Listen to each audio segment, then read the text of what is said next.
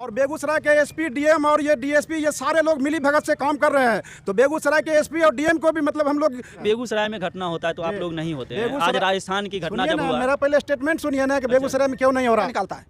अब भारत को तोड़वा भी रहा अंदर उसके शासनकाल में हो रहा है, क्या कर रहा है बैठ के भारत जो रहा है सद्दाम हुसैन दाढ़ी बढ़ा घूर रहा है। तो समझ में ना रहा हमको पता है कि 24 में चुनाव है तो राजनीति तो होगा ही। एक तरफ बीजेपी, एक तरफ कांग्रेस, एक तरफ ये लोग हैं, सब के सब राजनीति तो कर ही रहे हैं। बाकी क्या अभी मौजूद है बेगूसराय में और हमारे पीछे कुछ लोग आपको दिख रहा होगा। जुनैद और नासिर का मामला अब बेगूसराय भी आ गया। देख लीजिए यहाँ पे कुछ लोग हैं, उन्हीं के मामला को लेकर यहाँ पे खड़े थे। तो हमने सोचा कि बात कर लेते हैं इन लोगों से कि किस लिए यहाँ पे खड़े हैं। और जैसे पता चला कि यहाँ पे नासिर और जुनैद जो आप लोगों ने देखा था, राजस्थान का जो लड़का था, उसी को लेकर यहाँ पे खड़े हैं। तो इन लोगों से जान लेना चाहेंगे कि क्या कुछ 3-4 दिन 5 दिन तो हो गया, फिर आज आप अचानक यहाँ पे खड़े हैं, तो क्या क्या कारण है? 16 तारीख को जो है ये राजस्थान का 2 लड़का जुनैद और नासिर हरियाणा गया हुआ था अपने रिलेशन में। तो वहाँ पर जो है गौ रक्षा के नाम पर, जबकि बोलेरो में गौ मतलब अट से ही नहीं सकता है, लेकिन वो झूठ मूठ का इल्ज़ाम लगाया कि गौ के नाम पर जो है वो गौ विक्रेता के नाम पर उसको इल्ज़ाम लगाकर उसको जो है अधमरा कर दिया मारते। आप लोग आज यहाँ पे क्यों खड़े हैं?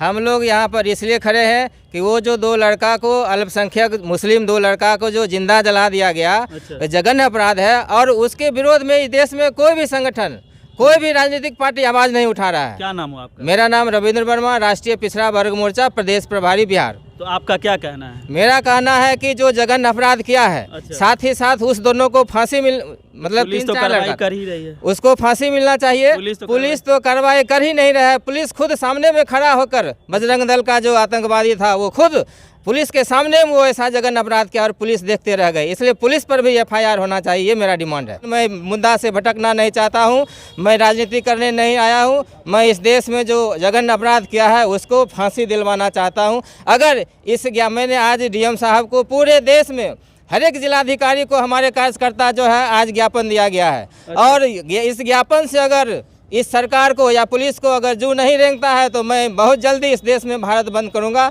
और उस दोनों को जो है फांसी दिलाऊंगा, ये मेरा डिमांड है। चलिए, आप लोगों को पता होगा जो राजस्थान में जो घटना हुआ, उस घटना को लेकर ये लोग खड़े हैं कि जो नासिर और जुनैद के साथ हुआ, कथित गौरक्षक जो थे उन लोगों ने जिस तरह से कहा गया कि उसे किडनैप किया, उसके बाद जलाकर मार दिया गया, उसी को लेकर यहाँ पे कुछ लोग खड़े हैं। क्या क्या नाम हुआ आपका? मेरा नाम MD तबरेज़ है। आप क्या किस लिए खड़े मतलब यहाँ पे हैं? हम लोग जो आए हैं राष्ट्रीय मुस्लिम मोर्चा से, प्रदेश उपाध्यक्ष हैं। हम डीएम साहब को लेटर ज्ञापन देने आए हैं कि जो जुनैद के साथ बर्बरता किया गया। अब आप ही सोचिए ना कि एक इंसान, एक जानवर में कोई फ़र्क नहीं है कि एक इंसान हो के जानवर से भी बदतर सोच हो गया। साला जानवर के नाम पर इंसान को मार देगा। क्या कहना था कि ये लोग मतलब गौ की तस्करी करते हैं? तो वो भी तो सोचने की बात है। वो पढ़ा लिखा वो भी तो होगा, गधा तो होगा नहीं। बेलोरो का गाय को बेलोरो में लेके जाएगा, सोचने की बात है। पहले बोला पहले करता था। अरे पहले जब करता था तब तुम क्यों नहीं मारा? उस टाइम बेलोरो में रखे होता गया, तुम मार दिया उसको, जिंदा जला दिया। आप देख लीजिए, राजस्थान की आग बेगूसराय पहुंच गई और इन लोगों का कांग्रेस का राज है। जैसे आप बोले कि किसका सरकार है, क्या बोलते हैं, राजस्थान में कांग्रेस का सरकार है। कांग्रेस के क्या बोला जाए, कांग्रेस भाजपा से ज़्यादा खतरनाक है मुस्लिम के लिए, खास करके अल्पसंख्यक जो भारत में है। मुसलमान को सिर्फ वोट बैंक पर के लिए इस्तेमाल किया जाता है कांग्रेस के माध्यम से। आज मुसलमानों को चेता रहे हैं, मुसलमानों को भी चेता रहे कि राहुल गांधी भारत जोड़ो यात्रा निकालता है। अब भारत को तोड़वा भी रहा अंदर उसके शासनकाल में ये हो रहा हो, क्या कर रहा है बैठ के भारत जोड़ रहा है, सद्दाम हुसैन दाढ़ी बढ़ा घूर रहा है। समझ में ना रहा। मुसलमान को वोट बैंक तरह से 55 साल इस्तेमाल किया, फिर चाह रहा कि आगे उसको ठगे। आज तक वो ट्वीट क्या करेगा? वो तो मुसलमान को वोट बैंक इस्तेमाल कर रहा है। और जितना सेकुलर सोच के लोग है भारत में, उसको सिर्फ वोट बैंक बना को इस्तेमाल कर रहा है और कुछ करना नहीं चाह रहा भारत। उसी के बाप दादा भारत को बांट दिया, आप क्या जोड़ेगा? इसीलिए वो करना कुछ नहीं चाह रहा, सिर्फ लोगों को गुमराह कर रहा है, समझे? हाँ, तो कांग्रेस कुछ करने वाला नहीं है। आपका क्या नाम? मैं रणवीर कुमार सरेश हूँ, जिला अध्यक्ष भारत मुक्ति मोर्चा से हूँ।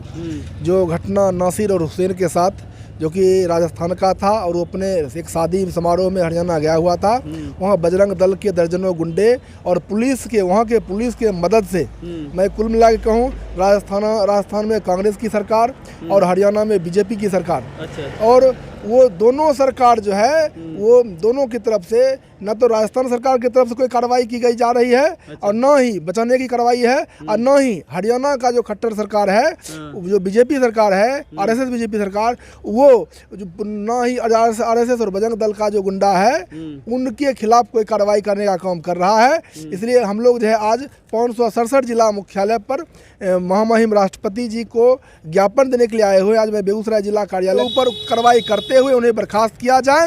साथ ही साथ जिस लड़के का वहाँ हत्या हुआ है, जला के मार दिया गया है, वो परिवार का मुखिया है। हमारा मांग है उस परिवार को मुआवजा में 5 करोड़ रुपया डोनेट किया जाए। साथ ही साथ परिवार के एक लोगों को नौकरी दिया जाए। अगर ऐसा नहीं होगा तो हम लोग पूरे देश भर में अगला स्टेप में हम लोग पुनः आंदोलन करने का काम करेंगे। चलिए, क्या नाम हो आपका? मेरा नाम पुलेंदर यादव, बहुजन मुक्ति पार्टी जिला महासचिव बेगूसराय। आज जो हम लोग जुनैद और नासिर जो अपने निजी वाहन बोलेरो से हरियाणा अपने रिश्तेदार के यहाँ गए थे।